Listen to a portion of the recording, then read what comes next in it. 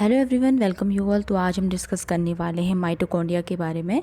इससे प्रीवियस वाली जो वीडियो थी उसमें हमने डिस्कस किया था साइटोप्लाज्म के बारे में। अगर आपने सेल की प्लेलिस्ट अभी तक विजिट नहीं किया तो आप एक बार जाके ज़रूर विजिट कीजिएगा। चैनल पर जाके एक अलग से प्लेलिस्ट मैंने सेल करके बनाई है, जिसमें हमने सेल के बेसिक स्ट्रक्चर से लेकर उसके सारे जितने भी ऑर्गेनल्स हैं उनके हम फंक्शन और स्ट्रक्चर को कवर कर रहे हैं।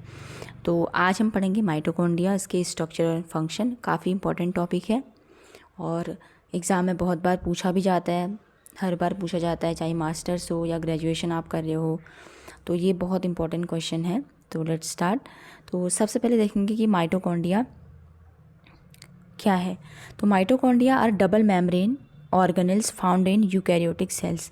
यानी कि जो माइटोकॉन्ड्रिया है वो एक डबल मेम्ब्रेन स्ट्रक्चर है, यानी कि इसमें जो मेम्ब्रेन्स होती हैं वो डबल होती है, 2 लेयर्ड मेम्ब्रेन प्रेजेंट होती है। और ये जो है यूकैरियोटिक सेल्स में पाया जाता है। ये आपको बहुत इंपॉर्टेंट याद रखना है कि माइटोकॉन्ड्रिया जो है वो प्रेजेंट होता है यूकैरियोटिक सेल्स में। यूकैरियोटिक सेल्स क्या होती है हमने ऑलरेडी डिस्कस कर लिया है पहली वाली वीडियो में, जो उसका फर्स्ट लेक्चर था जो हमारा, उसमें हमने डिस्कस किया है। और जैसे कि प्लांट्स हैं, एनिमल्स हैं, तो ये सब यूकैरियोटिक सेल्स हैं, तो उसमें ये पाया जाता है। They are responsible for producing energy in the form of ATP। जैसे हमने पहले भी डिस्कस किया था कि जो माइटोकॉन्ड्रिया है उसको powerhouse of the cells कहते हैं। इसलिए कहते हैं क्योंकि हमारी बॉडी में जितनी भी एनर्जी हमें मिलती है उसको प्रोड्यूस करने वाले जो मॉलिक्यूल्स है ATP, which stands for adenosine triphosphate, ये जो है इसी में प्रोड्यूस होते हैं माइटोकॉन्ड्रिया में। तो इसी वजह से इसको powerhouse of the cell भी कहा जाता है। So let's see the structure of mitochondria. तो आप देख सकते हैं माइटोकॉन्ड्रिया आपको इस तरीके का, हम कह सकते हैं कि ओवल शेप का दिखाई देता है।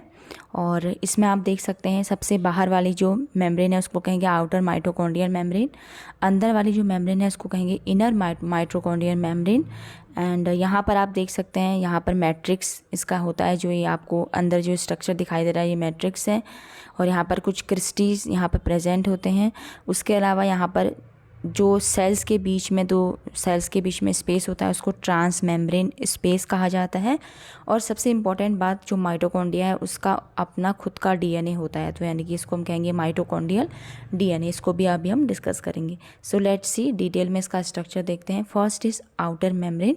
तो आउटर जो मेम्ब्रेन है, जैसे अभी हमने यहाँ देखा था, ये जो आउटर मेम्ब्रेन है, अभी हम इस वाले पोर्शन की बात कर रहे हैं, तो ये स्मूथ और परमेबल है टू स्मॉल मॉलिक्यूल, यानी कि ये काफ़ी स्मूथ होती है। परमेबल का मतलब ये इसकी ऐसी प्रॉपर्टी होती है कि ये जितने भी स्मॉल मॉलिक्यूल्स हैं उनको अलाउ करती है सेल के अंदर, राइट।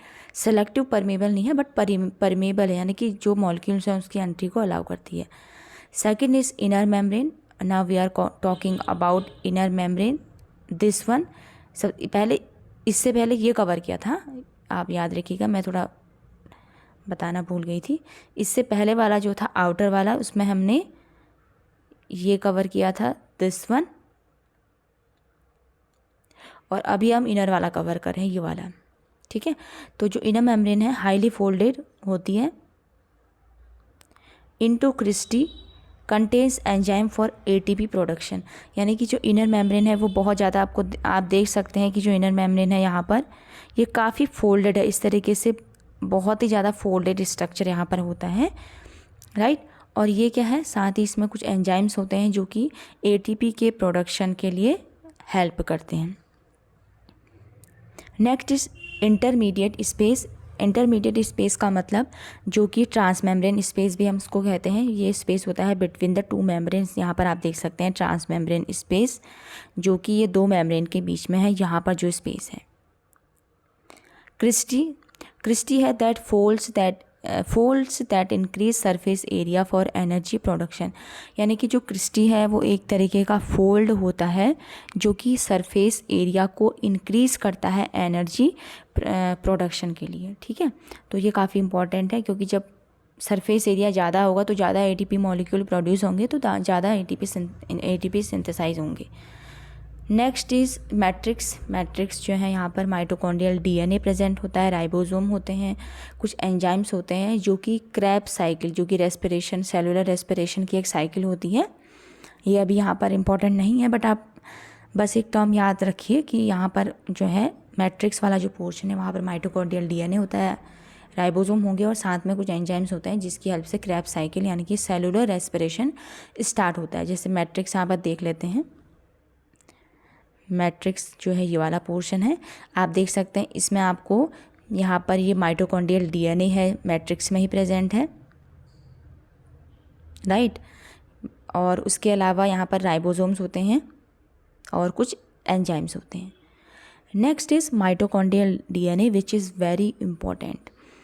माइटोकॉन्ड्रियल डीएनए की अगर हम बात करें तो ये माइटोकॉन्ड्रिया का जो है खुद का डबल हेलिक्स सर्कुलर डीएनए होता है। डबल हेलिक्स मतलब यहाँ पर अगर हम एक सेल को देखें और माइटोकॉन्ड्रिया वाले पोर्शन को जूम करके देखें तो माइटोकॉन्ड्रिया का डीएनए है जो कि डबल स्ट्रैंडेड है, आप देख सकते हैं, और सर्कुलर है। नेक्स्ट इज़ इनहेरिटेड मैटरनली, यानी कि जो माइटोकॉन्ड्रियल डीएनए है वो हमें हमारी मदर से मिलता है, राइट। मदर से ट्रांसफ़र होता है उनके ऑफ स्प्रिंग में, राइट। तो इसका मतलब सीधे सीधे ये हुआ कि यानी कि हमारी बॉडी में जो हमें एनर्जी मिलती है, क्योंकि कहीं ना कहीं जो माइटोकॉन्ड्रिया है वो एटीपी का प्रोडक्शन करते हैं, तो हमारी बॉडी में जितनी भी हमें एनर्जी मिलती है वो हमें हमारी मदर से मिलती है, क्योंकि हमें माइटोकॉन्ड्रियल डीएनए मदर से मिलता है, right. Next is codes for some proteins and enzymes essential for mitochondrial function. साथ ही माइटोकॉन्ड्रियल डीएनए कुछ एंजाइम को कोड करता है, कुछ प्रोटीन को कोड करता है जो कि माइटोकॉन्ड्रिया के फंक्शन के लिए काफ़ी हेल्पफुल होते हैं, right. Now come to the functions of mitochondria. So first is ATP production. अभी हमने पढ़ा कि सेलुलर रेस्पिरेशन के लिए हेल्प होता है, जिसमें हमने क्रेब्स साइकिल के बारे में पढ़ा है अभी।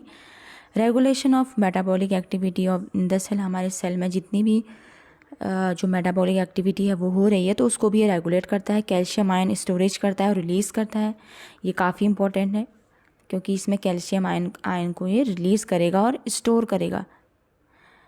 Initiation of programmed cell death, जिसको हम एपोप्टोसिस कहते हैं, यानी कि ये जो है माइटोकॉन्ड्रिया वो एपोप्टोसिस के लिए ही रिस्पॉन्सिबल है, क्योंकि एक टाइम के बाद सेल्स में जो है प्रोग्राम्ड सेल डेथ होती है, यानी कि एक सेल की एक पर्टिकुलर लाइफ स्पैन होता है, तो एक टाइम के बाद सेल की डेथ होनी ज़रूरी है। अभी हम आगे मैं एक अलग से टॉपिक में इस पर वीडियो बना दूंगी कि एपोप्टोसिस क्या है। अभी आप ये समझ लीजिए कि माइटोकॉन्ड्रिया का फंक्शन है initiation of programmed cell death, यानी कि apoptosis. Next is heat production in brown adipose tissue, यानी कि जो माइटोकॉन्ड्रिया है वो हीट का प्रोडक्शन करता है ब्राउन एडिपोज टिश्यू में। इसको आप ऐसे कनेक्ट कर लिए जैसे छोटे बच्चे आपने देखे होंगे जो कि न्यूबॉर्न चाइल्ड होते हैं, इन्फेंट्स होते हैं, तो उनकी बॉडी में अगर आप कभी टच करके देखोगे तो उनकी बॉडी काफ़ी ज़्यादा टेम्परेचर होता है, हमेशा उनकी बॉडी गर्म रहती है because of presence of adipose tissue, ठीक है, जो कि हीट प्रोड्यूस करते हैं, तो वो इन्फेंट्स में देखी जाती है। तो इसका मेन फंक्शन एक ये भी है। तो इट्स ऑल अबाउट टुडे।